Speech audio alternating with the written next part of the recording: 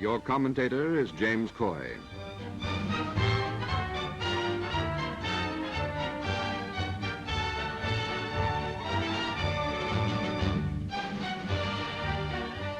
Fierce fighting in Egypt.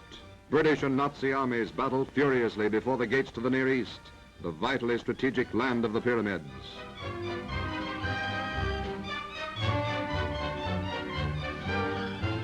Three times Nazi Field Marshal Rommel smashes eastward toward Suez, his artillery blasting the desert. Twice the British counterdrive to the west. Mastery of the air is won first by the Axis, then by the British. And mastery of the shell-torn sands of Libya seesaws back and forth.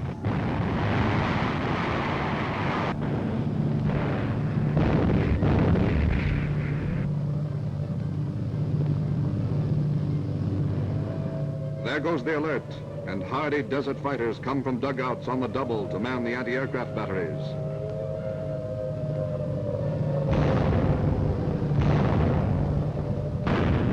There's a hit, and down to earth comes a Nazi bomber, one of hundreds knocked out of the sky.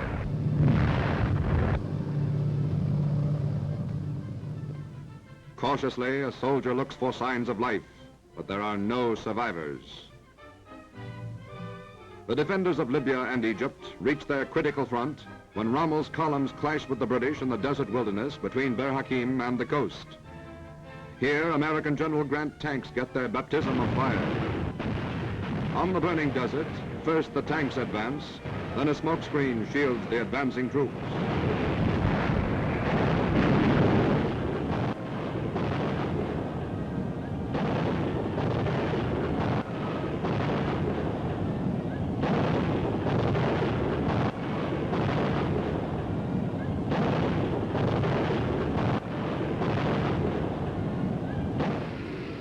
The RAF, reinforced by American airmen, roars into the battle to blast the enemy supply lines.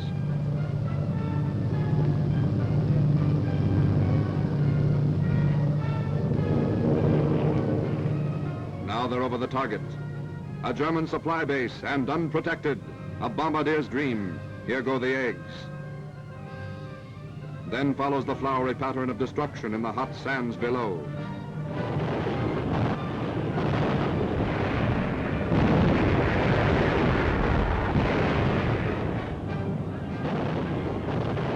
The drama of battle nears a climax, but not a decision.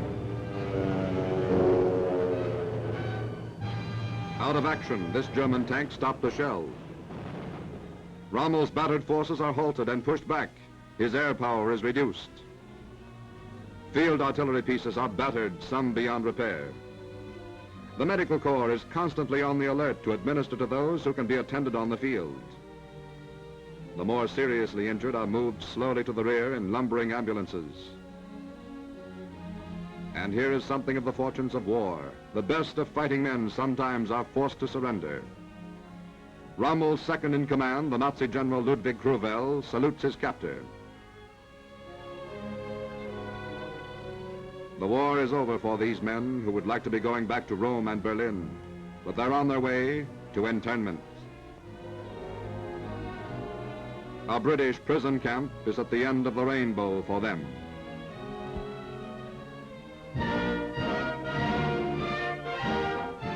Now the battle for Egypt shifts to the sea.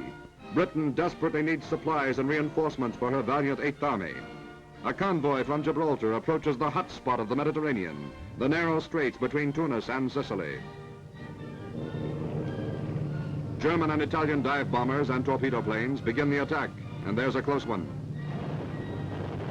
A continuous curtain of fire must be maintained to save this British convoy.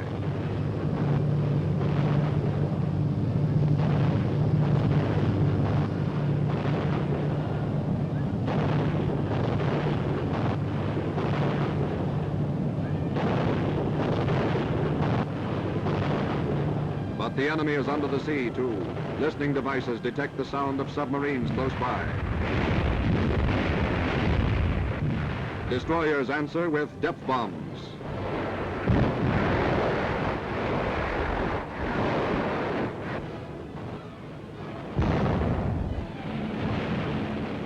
Another wave of enemy planes roars into attack, dropping bomb after bomb, and all dangerously close.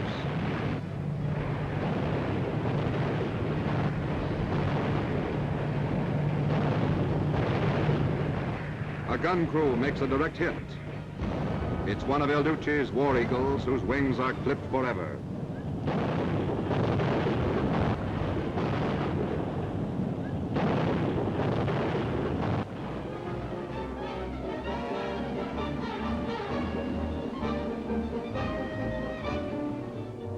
And here's one of the most astounding scenes ever taken under fire. A huge enemy bomber staggers down to flaming destruction.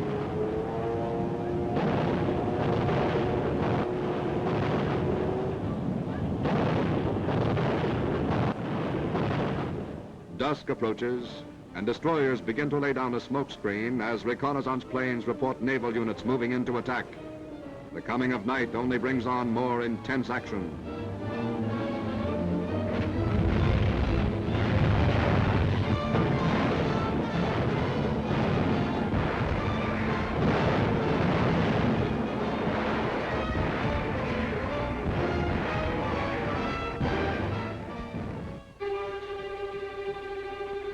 Another dawn comes to the flaming desert. Tobruk has fallen. The RAF is desperately pounding Rommel's supply lines to halt his advance, and they stop him at Mersa Matruh.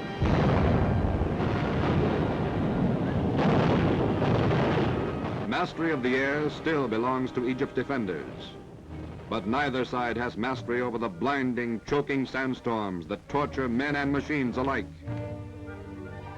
Now, the enemy's lengthening communication lines must be bombed. More American planes join the RAF. A sudden and dramatic change in command brings General Sir Claude Auchinleck to rally the battered Eighth Army and halt Rommel at the very gates of Egypt.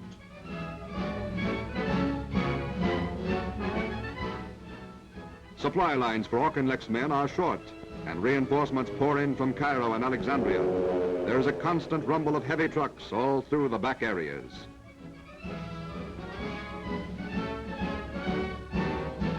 Just as naval forces mine the seas, desert fighters mine the sands, burying tank traps loaded with TNT to stop the next assault of the Nazi armored divisions. Gun emplacements are set up to hang a curtain of steel in the sky if dive bombers attempt an attack.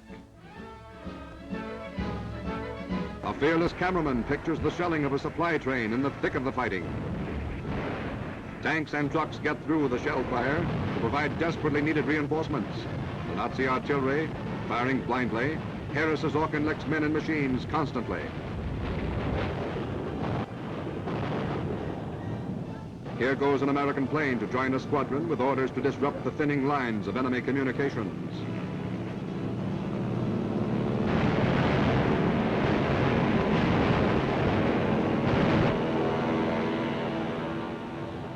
The defenders are forced to salvage disabled tanks, even under fire.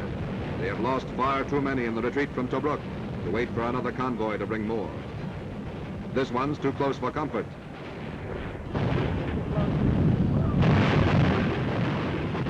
And so, the fight for Egypt goes on, in the air, in the desert, and at sea. It's a desperate battle, a battle in which strategy and leadership are vital to victory.